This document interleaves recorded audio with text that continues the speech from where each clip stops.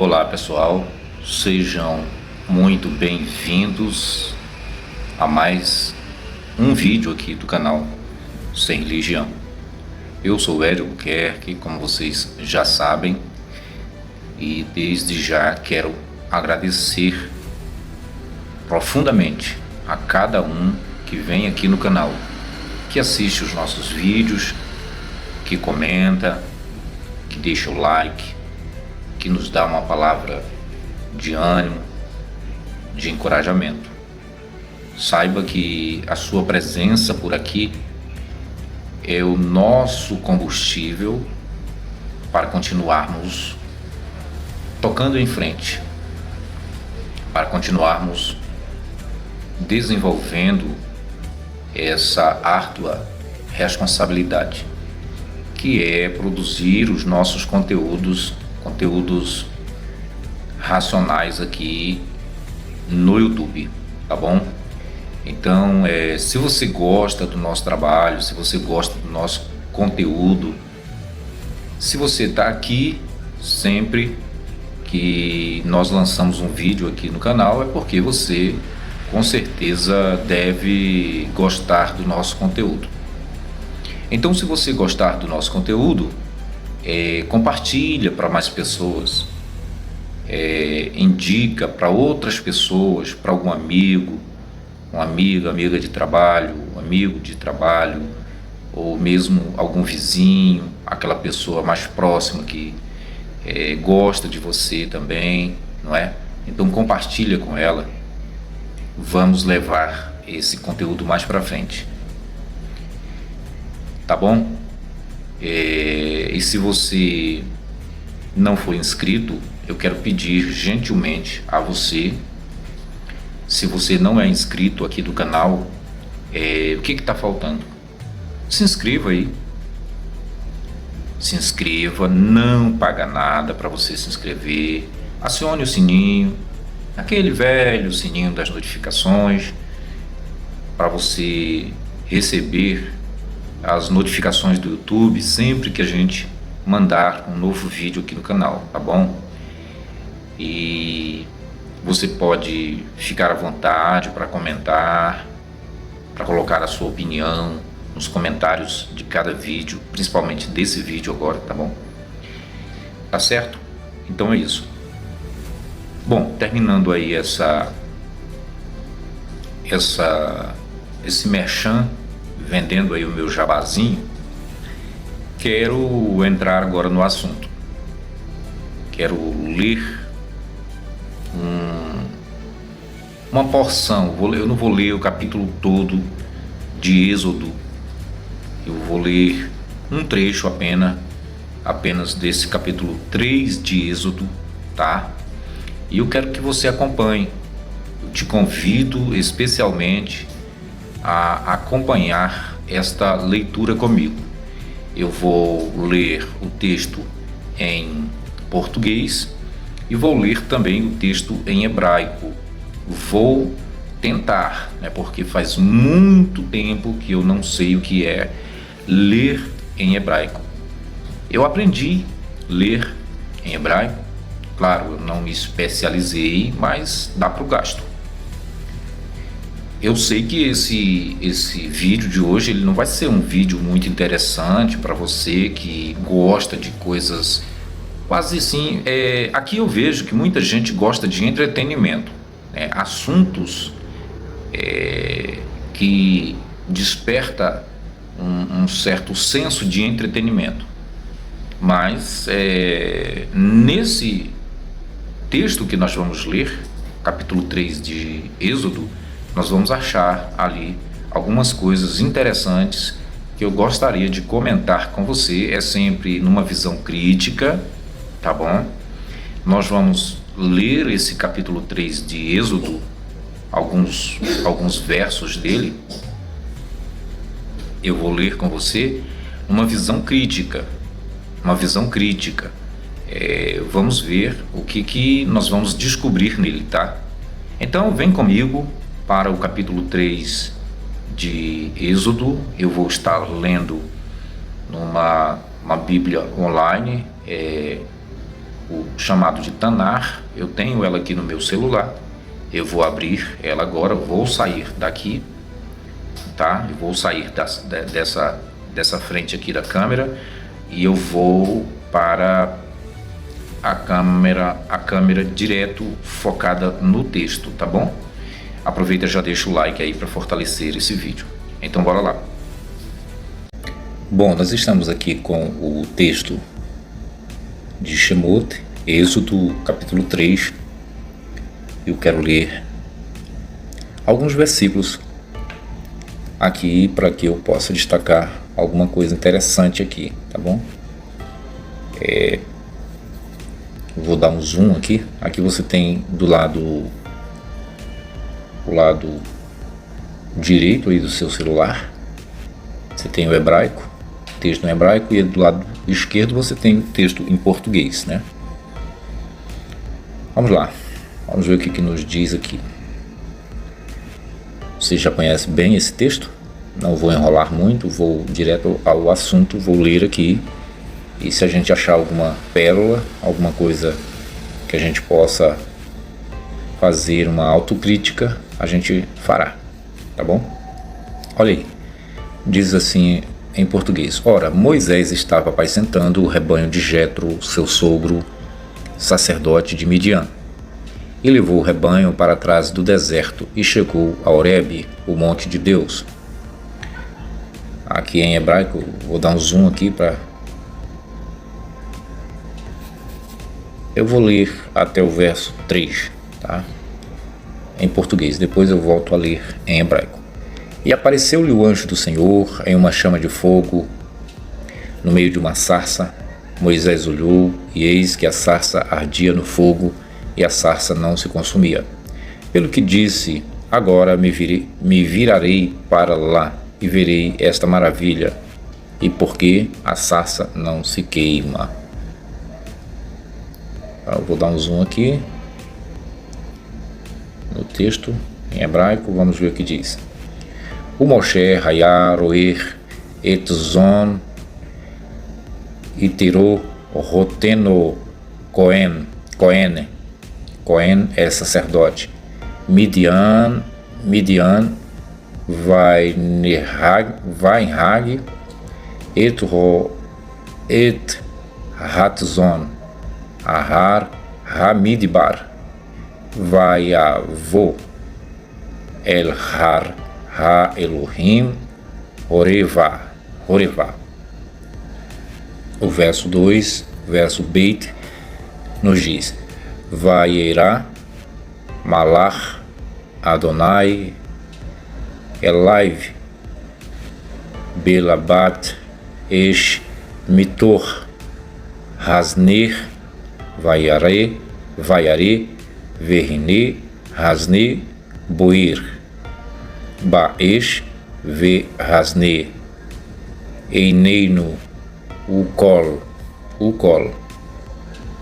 O verso 3, que é o verso Gimel, nos diz: Vaiomer Moshe Asurá na Veere et Hamari Hagadol Hazé Madua Lo Yabar Hasner. Então deu pro gasto, né, meus amigos? Deu pro gasto. E aí, tá. Fazer aqui uma análise sintática desses 3 primeiros versos, né? Esses 3 primeiros versos que nos diz o seguinte. Deixa eu dar uma diminuída aqui. Tá. Então Moisés, ele apacentava os rebanhos do seu sogro Jetro, que era sacerdote Midian, sacerdote de uma religião que não era a religião do povo hebreu, e ele, Moisés, devido a ter cometido aquele crime, matado aquele soldado egípcio lá, então ele teve que se refugiar aí, nessa região de Midian, né? Segundo conta o texto, a história. E aí Moisés, um certo dia, trabalhando, levando ali as ovelhas para o deserto, para um lugar ali onde elas estavam se alimentando, apareceu um anjo, né? Aqui no verso 2 que diz: apareceu-lhe o anjo do Senhor, numa chama de fogo, do meio de uma moita de sarça, e essa sarça não se consumia não. Tem até um corinho, né? Tem até um corinho das antigas, né? Pentecostal, que fala da sarça, né? Mais ou menos assim, deixa eu ver se eu lembro. Lá no Monte Horebe a sarça ardia, lá no Monte Horebe a sarça ardia. Moisés queria saber por que não consumia. Moisés queria saber por que não consumia. Será que eu errei? Moisés queria saber por que essa sardia. Moisés queria saber por que essa sardia e não se consumia. Queria saber e não se consumia. Queria saber. Mais ou menos assim, né? É esse corinho aí das antigas, né? Povo pentecostal.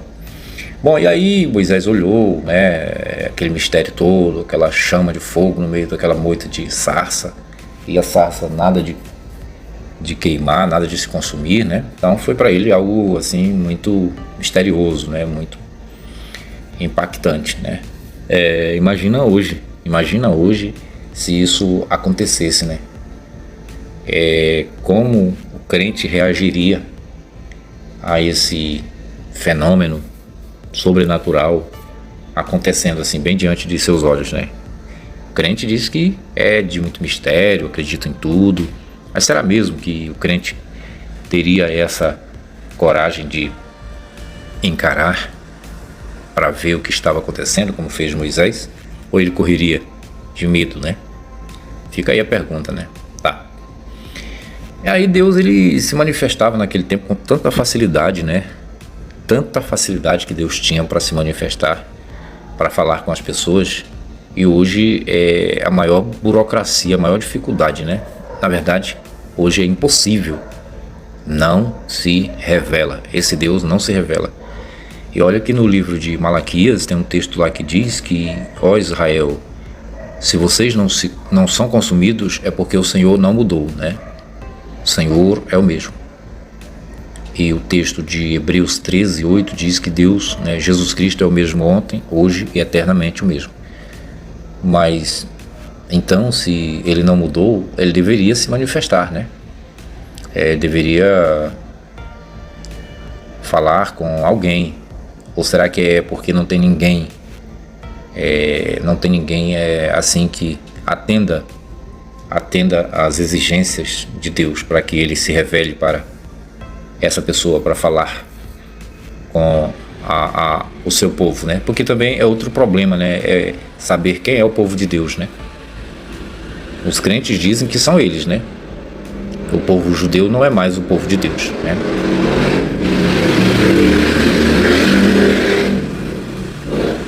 Eita, barulheira maluca, né? Tem como. Então os crentes dizem que são eles que são o povo de Deus. O povo de Deus não é mais o povo judeu, porque eles rejeitaram Jesus e por isso ficaram de fora. Agora, o povinho querido, né? O povinho que Deus bajula tanto, é eles, né? O povo cristão.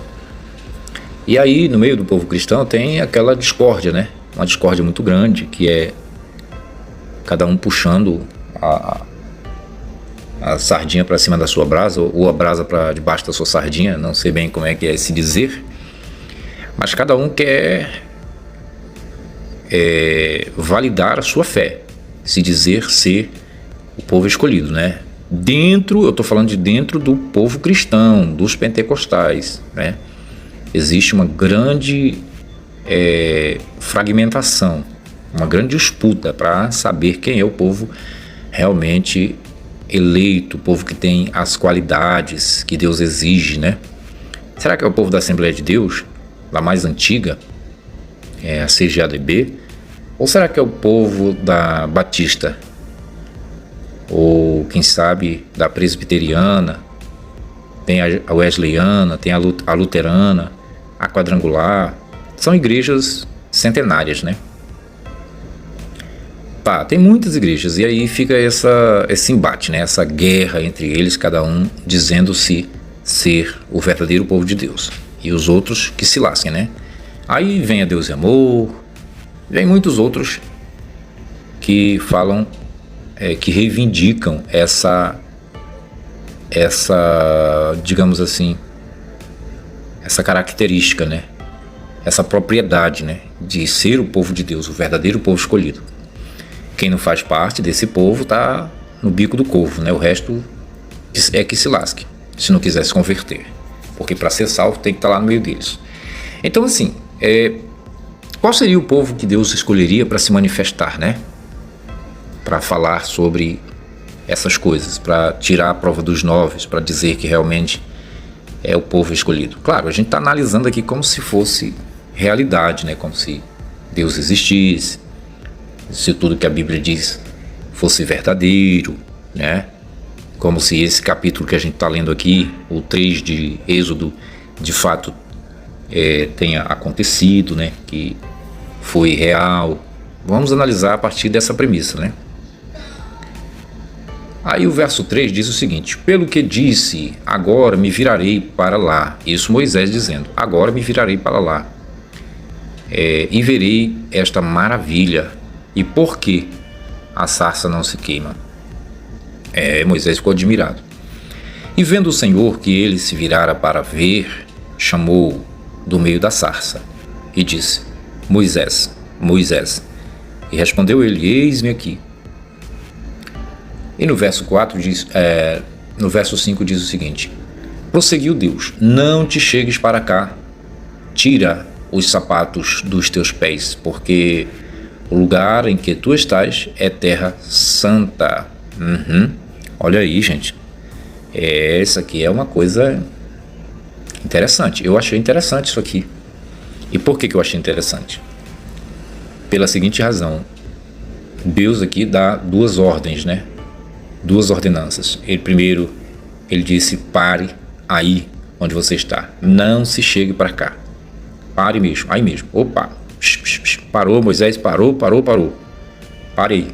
Outra, ele diz: tire a sandália dos seus pés agora, porque o lugar que você está é terra santa, a minha presença está aqui, né? Esse texto, né, pessoal, os teólogos, os pregadores, desde o mais analfabeto possível, mas que tem um pouquinho de mentalidade para pensar, né, em cima desse texto, vai inventar muitas coisas, vai viajar na maionese e vai criar dogmas, vai criar várias exigências aqui, né, para impor sobre os demais, né, sobre os demais. Muitas doutrinas foram criadas em cima desse texto, viu?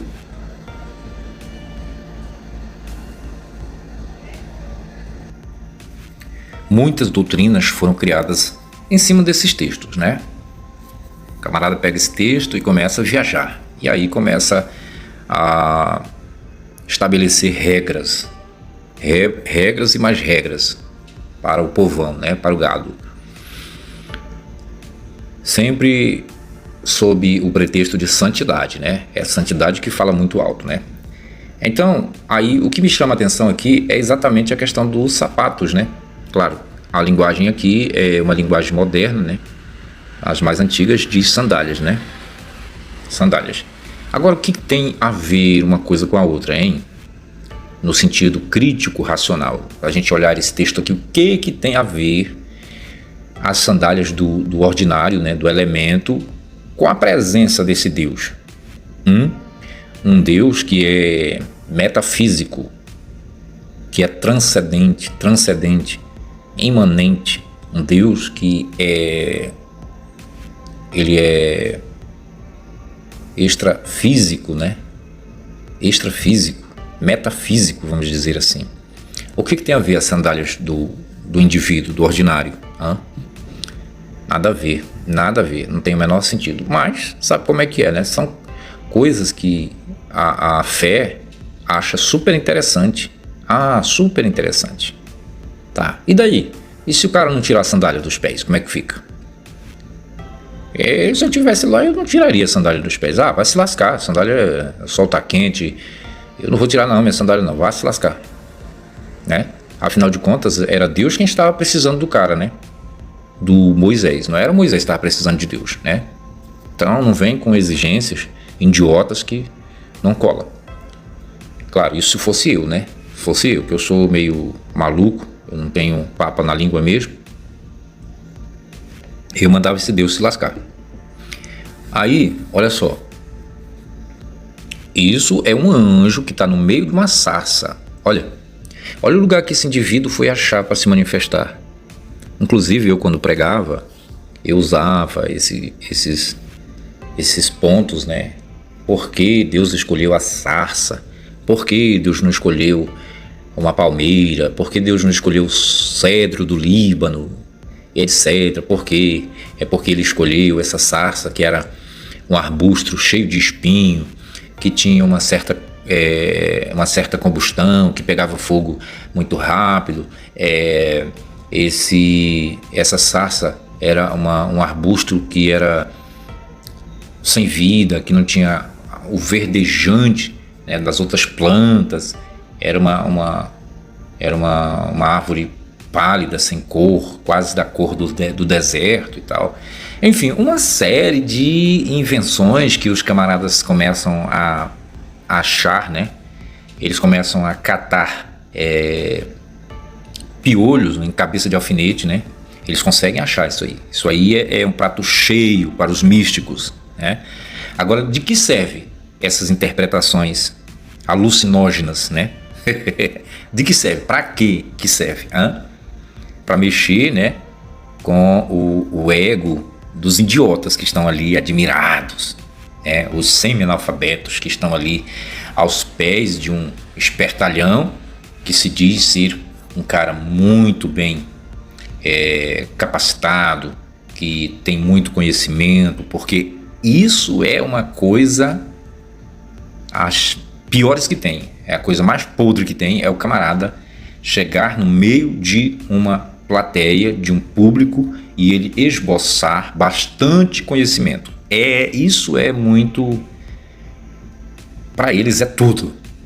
Tem que mostrar que tem muito conhecimento, ele tem uma homilética muito boa, ele tem uma exegese muito forte, uma hermenêutica, e ele puxa para cá e puxa para ali e traz coisas, e sempre tentando se sobrepor aos demais, né? Aos grandes teólogos da mídia, aos pastores renomados, né? Que vende muitos livros na CPAD e etc, né? Você já sabe como é que é esse sistema, né? E aí, toda essa viagem que eu estou citando aqui para vocês não serve para nada, gente. Não serve para absolutamente nada. Não serve para curar uma simples dorzinha de cabeça, não serve. Não serve para passar a fome de um bebezinho que está chorando no colo da mãe. Não serve. Só serve para uma coisa: para ludibriar os abestados, para fazer os idiotas, para fazer os trouxas a meter a mão no bolso. A meter a mão no bolso e arrancar o último centavo que tem lá, para colocar lá na salva, para passar o cartão de crédito, para fazer o Pix, né? Para fazer a transferência, né? Que hoje não dão mais oferta em salva, né? Hoje é tudo na maquininha, hoje é tudo moderno. Então, toda essa viagem é para isso, né? Tira o sapato dos teus pés, porque o lugar que tu estás é santo. E aí tem um texto lá em Eclesiastes que vai repetir de novo essa mesma lambança aqui, vai repetir de novo. E eu estou trazendo para vocês, né, esses pontos para você ver o que é a religião. A religião, ela é um charco de lodo, de muita baboseira, de muita enrolação, de enganação, e é isso que é interessante para as pessoas. As pessoas que acham que aquilo é muito interessante, que é a revelação dos céus. Olha como esse homem tem muita intimidade com Deus, ele está trazendo uma revelação da palavra, e ele sai todo emocionado, com o ego transbordando, chega, se arrepia, né? Sobe o corpo fica todo ouriçado, arrepiado, e aí vem e fala em línguas estranhas, né? Fala em línguas estranhas para dizer que ele está numa êxtase, ele está numa intimidade muito grande, que ele está recebendo os mistérios da palavra que está sendo revelada. Só isso, só isso. Se o camarada chegar doente lá na igreja, vai voltar doente do mesmo jeito. Se chegar com um problema na família, vai voltar do mesmo jeito. Então, se a pessoa chegar com fome na igreja, ela vai voltar com fome. Não vai mudar nada. Não vai mudar nada a pregação do ordinário que está lá na frente. E na verdade, tudo não passa de uma enganação. Na verdade, o que ele quer no final dar o golpe, né? É para pedir o dinheiro que está no bolso dos retardados, né? Estão maravilhados. Ali é uma espécie de uma... Ele vai estar preparando o terreno para ele dar o golpe depois, né? Se um pai de família levar seu filho doente, com febre, meu amigo, levou para o lugar errado.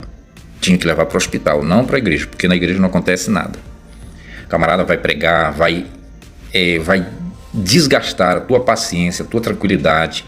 O camarada já vem cansado do trabalho, é uma rotina, pegando o ônibus, descendo de ônibus, e chega em casa, tem os problemas de casa, tem as dívidas, os problemas da família, é o menino que desobedeceu, que saiu da escola, que não chegou em casa, a mulher está estressada, um monte de problema, e pega todo mundo, vai para a igreja, se arruma, e tá entendendo? Aí chega lá na igreja para ouvir essas patifarias, essas merdaradas todas, que não serve para nada, entendeu? Não serve para nada, não muda a história de ninguém, as pessoas ficam cada vez mais idiotizadas, né? Não melhora. Então, esse aqui é um ponto que eu estou destacando, né? Esse é um ponto aqui. Se você tiver mais alguma coisa a acrescentar, fique à vontade, coloque aí nos comentários do vídeo, tá bom? Então Deus mandou Moisés parar ali mesmo e tirar o sapato dos pés, que não serve para porra nenhuma, né? Ninguém faz isso. Na igreja, ninguém faz isso. Não existe. Isso é uma lei, é uma doutrina arcaica. Não existe. Nas igrejas modernas, não. Mas tem algumas igrejas que ainda conservam esse princípio, que ninguém pode tirar que ninguém pode entrar no salão de sapato. Agora imagina, hein? Imagina 200 pessoas entrando ali naquele templo, cada um tirando seu sapato e botando tudo ali embolado, né? A montoeira. Como é que vai conseguir achar o sapato, meu amigo? Veja só que loucura, né? Tá vendo como não tem sentido? Pois é, não tem sentido. Aí, também tem um texto, né, que lá no Novo Testamento, João, no livro de João, Evangelho de João, que diz que Jesus lavou os pés dos discípulos. E baseado nesse texto, tem muitas igrejas antigas, né, igrejas mais tradicionais, que ainda preservam essa doutrina de tirar os sapatos dos pés, as sandálias dos pés, para lavar os pés dos crentes, né, dos irmãos, uns lavando os pés dos outros. Isso em cultos de Santa Ceia, né, o culto de celebração de Santa Ceia, tem que lavar os pés, né? E aí, gente, cada igreja vai inventando uma moda, né? Cada igreja vai inventando uma moda, conforme a cabeça do indivíduo que está à frente, conforme as esquizofrenias que ele tem, né? Que ele apresenta, o quadro esquizofrênico, conforme o quadro de distúrbios mentais que ele tem, ele vai criando essas doideiras e vai colocando para o povo obedecer. Você está me entendendo? Pois é. Bom, para finalizar, vamos finalizar aqui, né? Já vimos esse absurdo aqui. Essa é uma interpretação lúcida, racional. Veja que aqui nós demoramos, né? Olha só. Já estamos com mais de 20 minutos aqui, só aqui, nesses 3 versos aqui, os primeiros 3 versos de Êxodo capítulo 3, né? Vamos correr aqui. No verso 6 diz que Moisés ficou com medo de olhar para o anjo, né? E aí vem o creme de la creme, né? Que é esses 2 versos aqui, o 7 e o 8. Eu vou encerrar aqui, vou tentar encerrar rapidamente aqui. Diz assim: então disse o Senhor, com efeito tenho visto a aflição do meu povo que está no Egito, e tenho ouvido o seu clamor por causa dos seus exatores, porque conheço os seus sofrimentos. Deixa eu ler o verso 8, depois a gente volta para comentar. E desci para o livrar da mão dos egípcios e para o fazer subir daquela terra para uma terra boa e espaçosa, para uma terra que mana leite e mel, para o lugar do cananeu, olha aí, para o lugar do cananeu, do Eteu, do Amorreu, do Perizeu, do Eveu e do Jebuseu. Olha isso, vamos lá. Então bora voltar aqui. Aqui no texto do capítulo do verso 7 diz que Deus, ele estava acompanhando, estava vendo o sofrimento, as aflições, a agonia, né, que o povo de Israel estava passando nas mãos dos egípcios.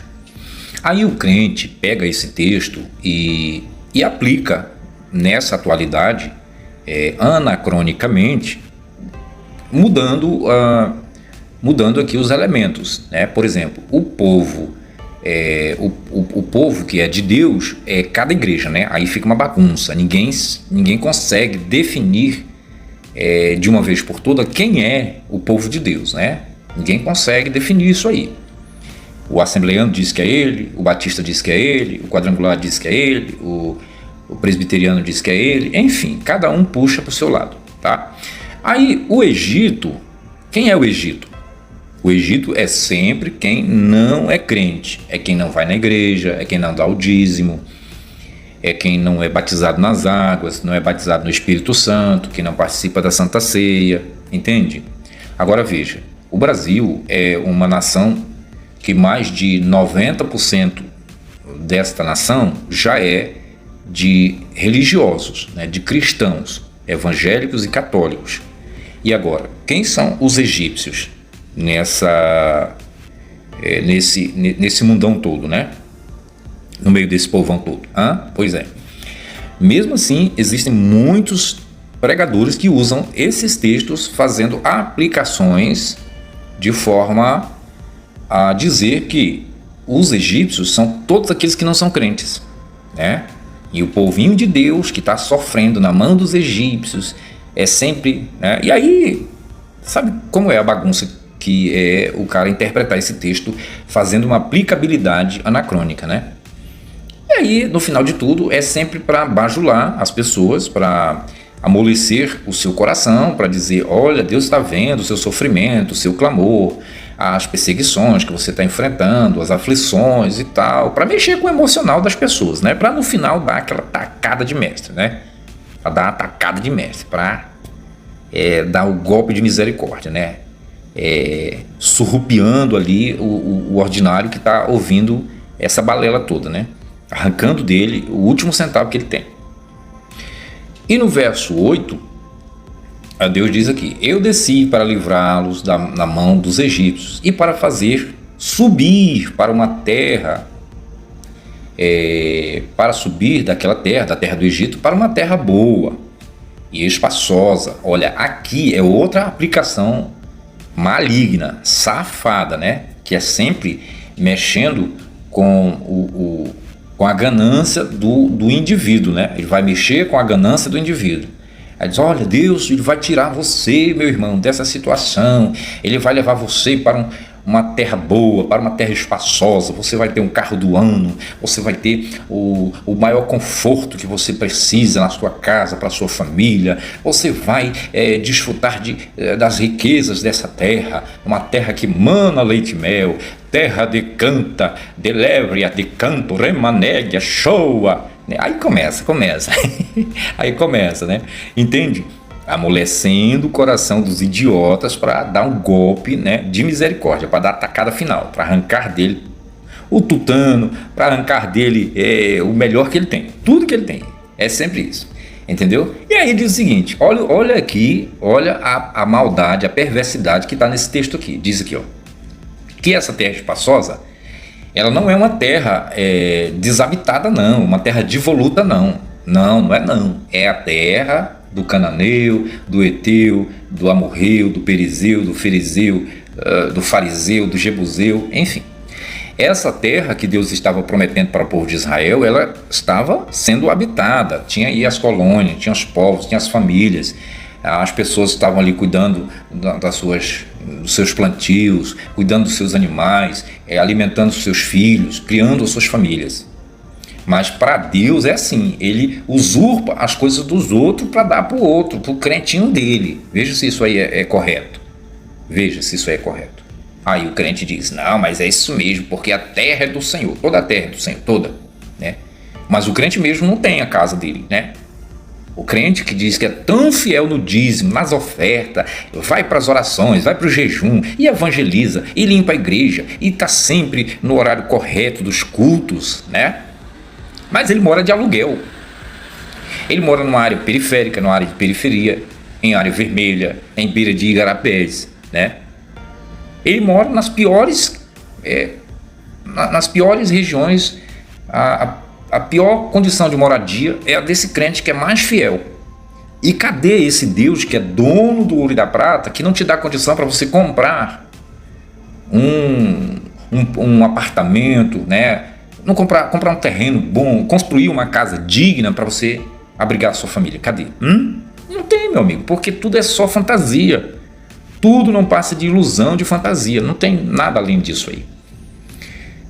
E aí esse Deus não mudou, como diz lá em Malaquias, e também no capítulo 13 de Hebreus, 13 e 8 de Hebreus, que diz que Jesus Cristo é o mesmo ontem, hoje, será para sempre o mesmo. Em Malaquias diz que Deus não mudou, né? Então, se esse Deus não mudou, e se o crente, você que está me ouvindo, é o povo de Deus, por que você vive na desgraça?